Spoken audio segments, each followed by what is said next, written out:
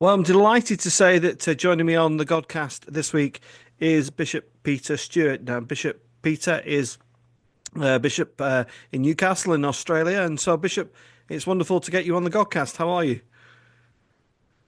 I'm really well. It's been a warm day here. I can tell it's been a cold day there, or beginning to be a cold day, but so lovely to be with you and your listeners.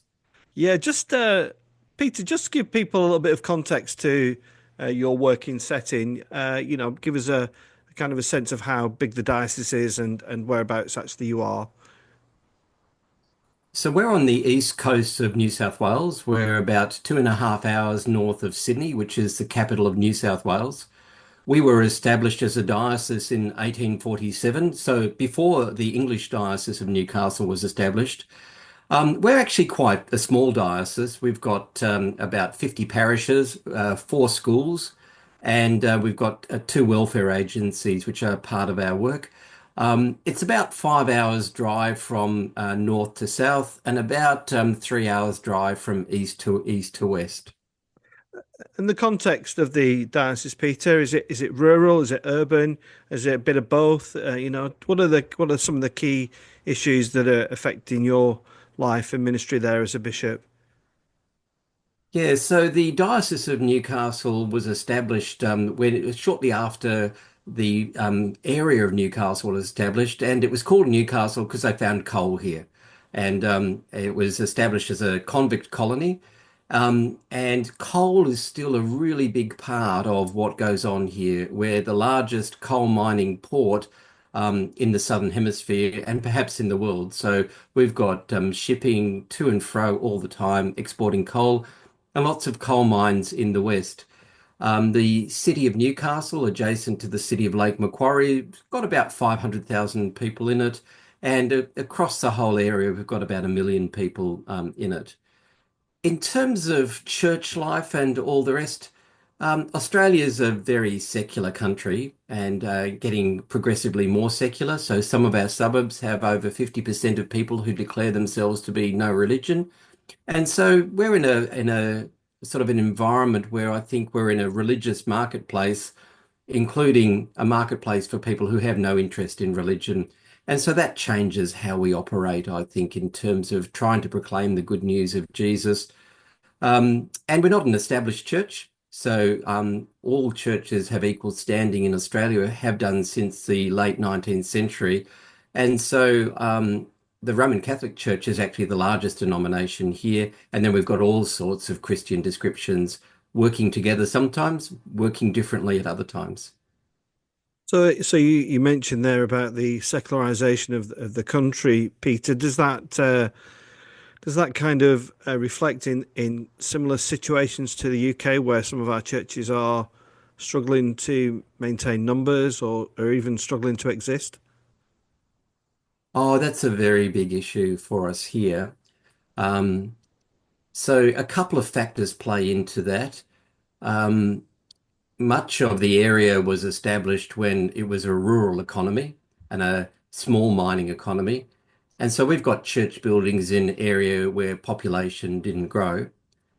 Then we've got church buildings which were built after the Second World War when there was a bit of a boom in church going, which then has halted. And so we're trying to work out what it will look like in the next 20 to 50 years. And I talk with people about trying to create a sort of a footprint or a skeleton or a spine of vibrant congregations, which we will resource in a variety of ways. But it has meant that we've needed to let some church buildings go, and there's always a grief in relation to that. I've been following your Save the Parish movement there, and there are some similar themes. Like in one way, parishes are the lifeblood of denominations because that's where people gather to worship God on a regular basis. There's an attraction to being in those local communities. But here, every one of our congregations is self-funded. It's no central funding of a congregational life and ministry. So, in a sense, there is a user pays piece to it. So, we have people doing a great deal of work around fundraising and generosity and support for the work that we do. So I think the picture's a little different, but it's it's not easy to be in ministry at the moment. We're facing a community that is less interested in the church in terms of paying for it or attending to it. Although I understand from sociologists, they do like a church when they're trying to build new suburbs. Yeah, yeah. And Peter, a little bit about yourself. I mean, people wouldn't know by your wonderful Australian accent, but your origins are in the UK. That's right, isn't it? Oh, absolutely, yes. Yeah, I've got no Northumberland accent in me at all now, I don't think. Yeah, so I was born in Alnwick in the early 1960s. And then we went and lived down in the Cotswolds, and then we emigrated to Australia in the early 1970s. There were various schemes called £10 POMs, which was that the effectively you paid very little, and the Australian government or the New South Wales government drew people out to Australia for various forms of work. And my father was a teacher and came out and joined the teaching service in New South Wales.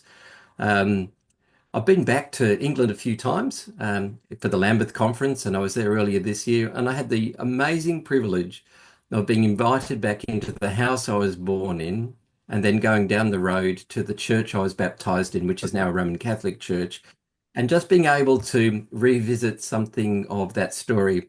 And the nice, cute thing about that is that's in the Diocese of Newcastle. So there's Alnwick is in the Diocese of Newcastle there, and I'm from the Diocese of Newcastle here.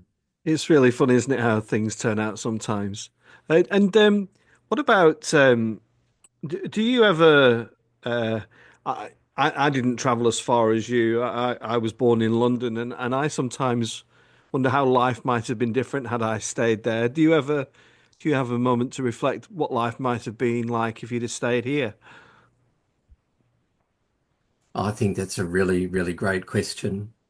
I think my parents would have been Brexiters because one of the reasons why they left the United Kingdom was the emergence of the European Economic Community. So I think they had concerns in terms of what England might have been looking like.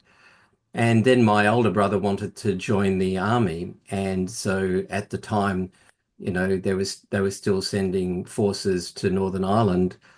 So I think life would have been quite different for us if we'd remained. The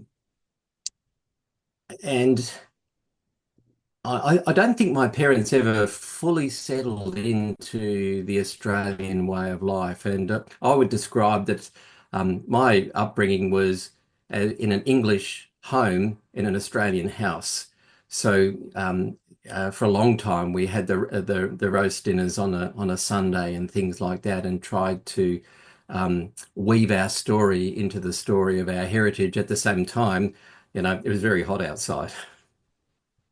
Yeah, and it's fascinating. My wife came the other way. My in-laws went out to Australia, probably in the same circumstances as your parents. And my wife was born in Australia and then came back to the UK. So it's Oh, right. Yeah. but it's never been back since. So, but maybe one day we'll head out there. Yeah. Interestingly, my parents never returned, and for a long time, I was the only member of my family who had gone back to have a look. And um, there's a piece of Australian Aboriginal story that talks about country or nation, and they have a very strong sense that country speaks to them, that the stories of their forebears are in all that remains.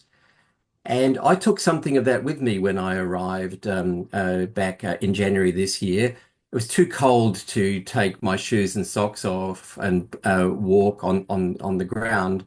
But there was a sense of just pausing for a little bit when I went down to Almouth to have a sense of that country which had formed me, speaking to me, and to recognize that it was part of who I am and I'm part of it, and to allow that to just be in me for a little while. And that's a really big part for Australian Aboriginal people. We do something before major meetings, whether it be public service meetings, community meetings, or church gatherings, where Aboriginal people will either do a welcome to country if they're from that area or an acknowledgement of country. And it's a way of saying country and place is really important to us. And um, that was a really rich thing to do for me, even more so this time. And then going into the house, of course, Mm. that I was born in, the church that I was baptized in, about a week after I was born, it was that sense of, well, this is part of my story. Allow it to echo in my soul. And Yeah. that was a beautiful experience and a sense of synergy between the Australian Aboriginal spirituality and my own story. And there is a touch of the Celtic in that as well, the thin spaces, and just to allow that. And I was traveling with my son, and he was watching on, seeing his dad do some interesting things and making sense of who he was. Yeah, that's lovely. Really nice. Thank you for sharing that, Peter. Now let's get down to some church politics. People, I can hear people certainly in the UK going, ask him some proper questions now. Um, There we go for it. and as a member of I'm the up for it. and as a member of the General Synod, we are very much been in the eye of the storm here in the UK with the resignation of the Archbishop of Canterbury. Um, I wonder what you make of it all, Peter, from afar, looking on at what's unfolded in recent weeks. Yeah. To give a little bit of context for you, in 2012, the Australian government announced what we call a Royal Commission into institutional responses to child sexual abuse. And that Royal Commission ran for 5 years, I think similar to your ICSCA inquiry. So um, a number of case studies, lots of opportunity for survivors to speak of their story, and then recommendations around public policy. My diocese was subject to the longest case study in the Royal Commission. Um, we had a 30-year history whereby perpetrators of abuse had proliferated, and when survivors came forward, they didn't receive the support that they needed. So we've spent a long time coming to terms with that story. We began that in around 2004. The whole of the Australian Church began to recognise that we needed to respond quite differently to disclosures of child sexual abuse. And with the Royal Commission, even further recommendations. So our public stance in relation to survivors is simply quite different to what we've read of the Church of England. I shared with a senior leader in child protection in our diocese the Macon report, and I shared the Archbishop of Canterbury's recent speech. And this child protection lead just was aghast, just felt that survivors would experience great trauma hearing the way things were being spoken about, how their lives were being spoken about, and not hearing an echo of their experience being given credibility and given priority. And so that shapes our context here in Australia. And it's not just for us in the Diocese of Newcastle, it's across all churches. And so my diocese, through our synod, has offered deep and consistent apologies for the experience that people had. You asked earlier about closure of churches. We've actually deliberately been closing and selling some churches to fund redress so that we're actually able to make prompt and pastoral settlement to survivors of abuse. And that continues for us. We've imagined many years ahead of that. But the critical thing we did was we actually saw this as mission. We understood that Christ would want us to do this. Christ would want us to reach out to the survivor of abuse and extend compassion and care. And we also saw it as mission to the community around, that we would never have credibility to speak any of the Christian story if we weren't acting and behaving in certain ways. Um, And we're only as good as our last interaction. And so I'm very careful of not overstating our position. I could wrong foot tomorrow and a survivor actually say, Bishop Peter, you've actually not heard me properly. So very careful to walk with huge humility in this area, but preferencing the survivor of abuse in the way that we think Jesus would. So I look at all that's gone on in the Church of England. I've had the privilege of having some one-on-one conversations with Archbishop Justin. I can't make sense of that conversation and what I've seen, but his public words, especially those recently in the House of Lords, were um, ill-timed, ungracious, uncaring, and it echoes here in Australia. You know, some of our survivors of abuse look and wonder how we will respond.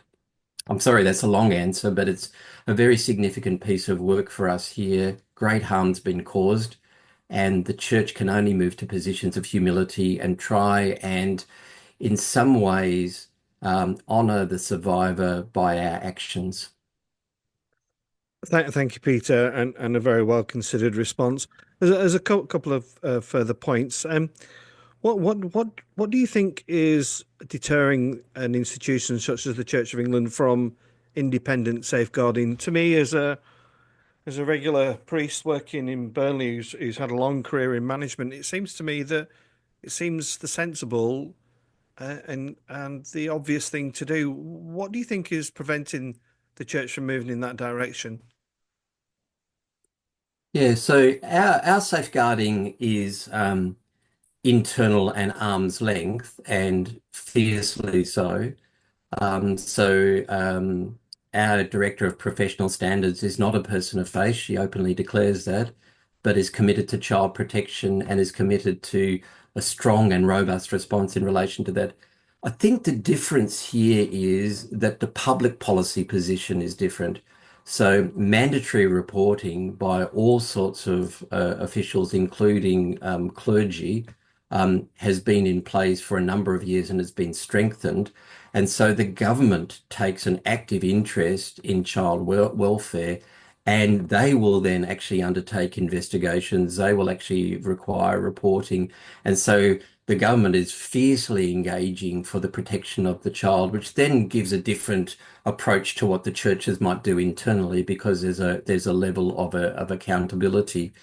And there's different regimes in the different states in Australia, but they're all driven by the same approach, which is that the government is committed to the protection of children and expects people who have concerns about the safety of children in the course of their work to make mandatory reports.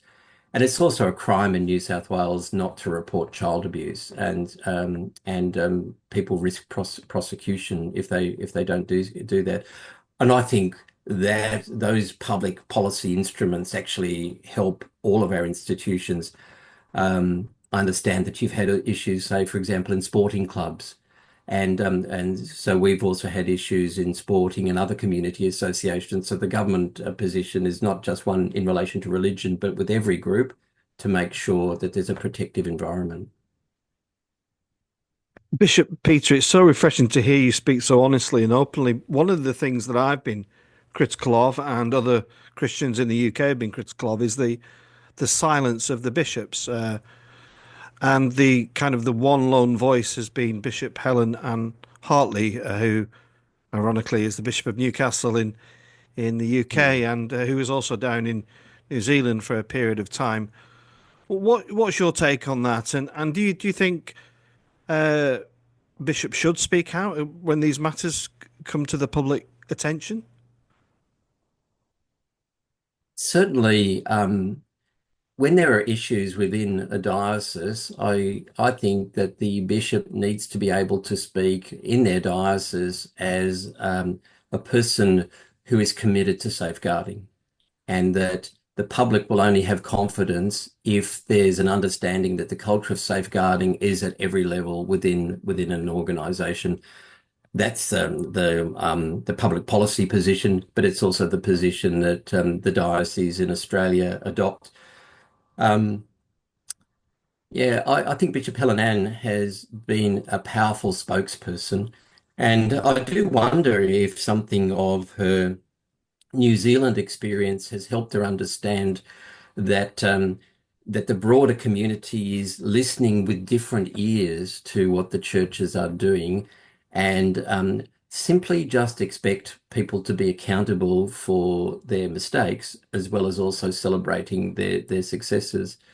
Um, I don't know enough about the English situation and what holds it in particular places, but we would simply lose our credibility in the public space if we weren't actively addressing these matters. And through your own experience and what you've witnessed in the last few weeks, how damaging is this to the to the overarching church, Peter? I mean, we've been number one in the news headlines for a number of weeks because of this story, which is lamentable for me, because I think I represent and like to feel others feel I might represent hardworking, genuine, grafting Christians, of which there are many who are actually a bit tired of this and want a line drawn in the sand and processes put in place to ensure people's safety. What's your thoughts? There's a variety of thoughts. So the first one is that I think the credibility of a local priest and the local community will often have great strength. So I would want to encourage you and your peers to have that sense that the work that you're doing is seen by people around you and recognized for who you are. And if you show a commitment to safeguarding and well-being and support for people, that will be known in communities. But it's hard won and easily lost. So that's one part of it. The second part is, I think any illusion that there's going to be a line drawn in the sand and that will be it, I'm afraid, won't work. Um, so we had been well underway with beginning to address our history in about 2009, 2010. 14, 15 years later, we are still working through those issues. Um, And when leaders lose their credibility, it does take a long time for people to put their faith and trust back in them. And we see it as generational work here, and call everyone to that generational work. And I don't mean to create despondency for people in that. My sense is, which is why we aligned it with mission. Where would Christ stand? Where would Christ be looking? What would Christ be expecting of us? And when we act in that way, um, the rich, compassionate love and grace which is shown um, influences communities of faith, that they actually see things differently. But I want to stress again, the purpose of doing that is not for our gain. It's actually for the right response, justice, mercy, and care for those who have been harmed. Thanks again. I'm just looking at the time, and this is whizzing by, but I've got so many questions I want to cram in. If we could move on, Peter, to another controversial subject, and it'd be interesting to learn how things are in Australia and how that bounces back to the UK. So, another issue that we've been wrestling with in this General Synod has been the one of same-sex relationships, living in love and faith that seems to have been rumbling on forever. We are not quite at the point of offering prayers of blessing, although that's been agreed in the Synod. It's about finding a way forward. What's the situation in Australia, Peter, and what wisdom can you impart on this tricky situation? Wow. I was imagining that this question would come. It's very divisive here in Australia. So, the Diocese of Sydney is a strong sponsor of GAFCON and resources and encourages GAFCON. So that's the next door neighbour to my south. That's a diocese which doesn't affirm the ordination of women as priests and bishops. It's a diocese which affirms complementarianism and takes a strict view on human sexuality. That position, through the way our General Synod is established, is really a strong position in our General Synod. So I don't think that there will ever be any official liturgies of blessing of same-sex marriage in the Australian Church forming part of our prayer books or the like. By a quirk of our church law, it is possible for ministers in certain contexts to approve a blessing ceremony of the two people that are in a same-sex relationship. That's a contested debate, but it's we have an internal church court called the Appellate Tribunal that has ruled that can occur. Um, Basically, there's a watching game that's going on, and if that becomes a dominant practice in any diocese, we're going to see that tested. And certainly, we have nothing like civil partnerships. And clergy who are same gender attracted, who may want to share a house with a lifelong companion, are very wary of the situation here in Australia, more wary than they would be in the Church of England. My own diocese, with a number of others, firstly has apologised to LGBT people. Um, we attempted to pass laws that would make it possible for clergy in same-gender relationships not to be subject to discipline. That was found that it couldn't work in the way that we did it. We are very supportive of inclusion. I'm very public in various debates around that. So supported moves in the New South Wales Parliament, which was successful around the banning of conversion practices. Jane Ozanne had been a great help to me in helping me understand some of those things. And then just recently we passed an equality bill that makes the situation, particularly for transgender people, at law in New South Wales more equal. And again, I was a public spokesperson for that. Um, but I can go to parishes or go to one in a few weeks' time where the people will go, "Oh, Bishop, we do really think you're wrong." And then the week before, I think I'm going to one where they go, "We do, Bishop, we do think that you're right." Um, um, and there are moves in Australia by some who, if there is a formalisation of um, same-sex blessings or same-sex liturgies within the Church of England, they will test to see whether that breaches what we call our fundamental declarations and creates a reason to separate us from communion with the Church of England. It's as serious and as controversial as that. I uh, we here in the diocese try very hard to hold together with diverse views and try to model that in some ways. And our clergy committed themselves 2 years ago to speaking well of those who have difference, and to be very careful about how they use the Bible and not to use it as a weapon to bludgeon one another, but to use it as the holy text that it is meant to be for us all. Um, to finalize my answer in that space, to give a sense of it, a movement of people set up another diocese called the Diocese of the Southern Cross. And a former Archbishop of Sydney is the bishop providing support to that Diocese of the Southern Cross, which has congregations in a number of dioceses in that breakaway sort of sense. So watching carefully, trying to walk in fellowship, but the tension is deep and real.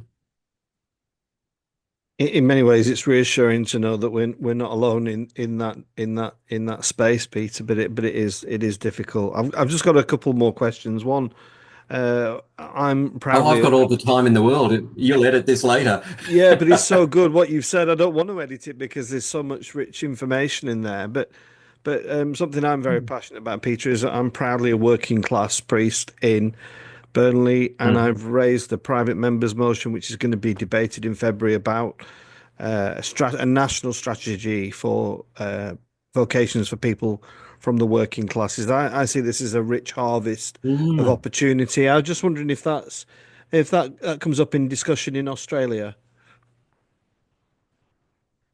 Um,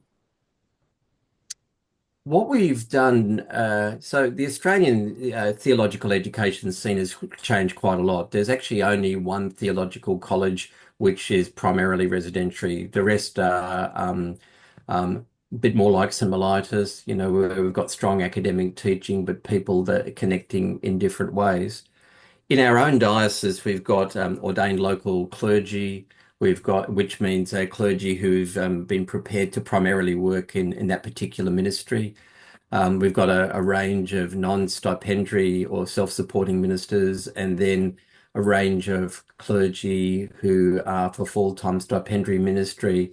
And we've adapted the theological education and formation requirements to recognize that if someone comes in partway through um, a transition in vocation partway through life, that the idea of being able to go away for a 3 year seminary style education when they're supporting a family paying a mortgage just simply doesn't work. And I think that's allowed us to bridge to people who've come from all sorts of different backgrounds.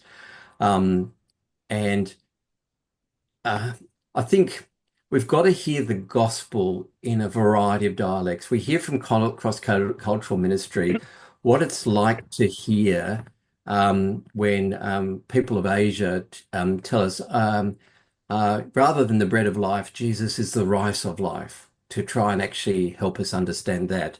Or if you go to the Middle East and hear some people speaking, out of a particular context there, well, it's true, I think, that we've actually got to hear the dialects on which we've been born and brought up in so that we can minister to people in those dialects and across those dialects. And we actually understand about mission that it's never like it was in the old days where we actually take the gospel to people. We actually encounter the living Christ in a variety of contexts. And mission is bilateral or multilateral. So, there's no doubt that a working class priest who's discovered life and faith in one context has something to say to middle class, upper class clergy and congregations, and vice versa. And how do we hear the richness of all of that? So I think a variety of vocational paths has been really, really important. Our biggest work area, and our director of formation and mission works on this, is actually making sure that the clergy who go out into parishes at the time of their ordination are profoundly people of prayer and reflection. And that's been one of the most important things.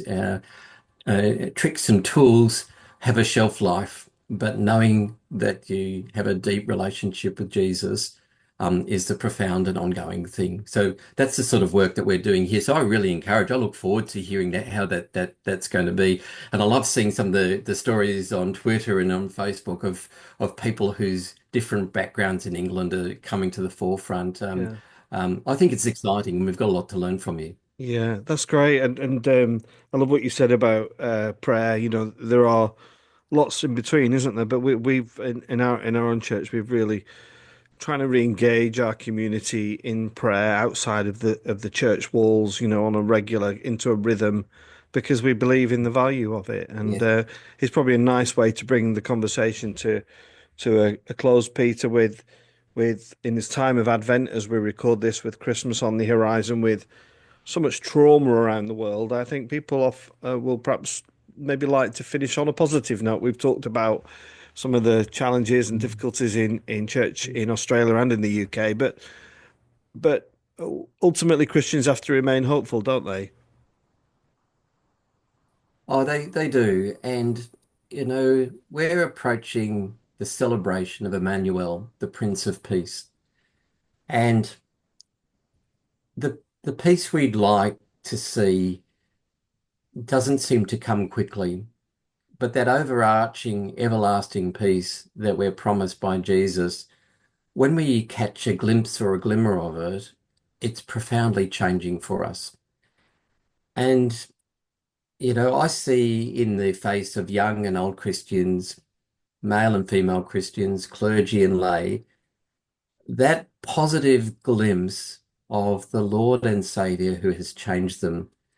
And when they're at their best, that sense of confidence and hope that they have in their relationship with Jesus does echo forth in a form of peace, and that's transformative. I yearn with everyone that wars may end, that the violence may cease, and all of that. And I don't quite understand why the now and the not yet is part of who we are. But glimpsing peace and seeing peace is something that I always rejoice and relish in. And it's a gift.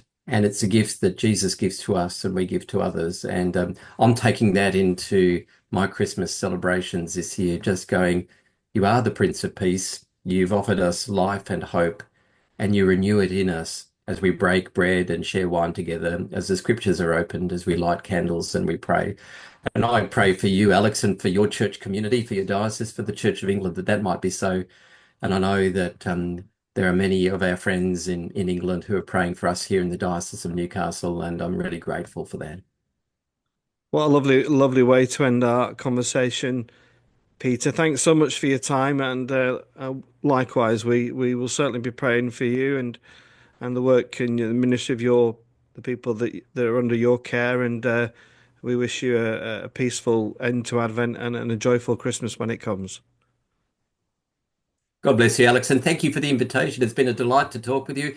And maybe one day when I'm back over there, we can meet in person. And last time I was there, I had a Guinness, no alcohol, because I'm not a drinker anymore. And but I had one of those, and I went, that is pretty darn close, and I really enjoyed that. So maybe we could have that together. Well, yeah, I'd love to get you to Burnley, where the traditional drink is a Benedictine and hot. And I'm going to leave it there and ask people to go and Google that because it's quite extraordinary how Benedictine is consumed more in Burnley than anywhere else in the world. Thanks, Peter. Thanks so much. God bless.